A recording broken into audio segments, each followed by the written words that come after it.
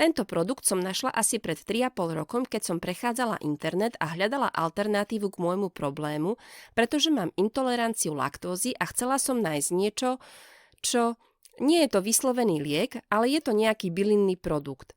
Tablety Herbamin som začala užívať pred 3,5 rokom, jednu tabletu denne. Myslela som si, že keď som si prečítala opis výrobku, že ho vyskúšam a vlastne ma zbavil všetkých ťažkostí. Nadúvania, črevných problémov, zápalu čriev, ktoré som užívala. Niekedy som ho musela prestať užívať a bohužiaľ sa mi vrátili tie isté príznaky, ktoré som mala predtým, takže ho opäť užívam a zaberá mi. V mojej prevádzke, pracujem ako kaderníčka, ho mám na pulte a niekedy sa ma ľudia pýtajú, na čo ho užívam, pretože ho vidia.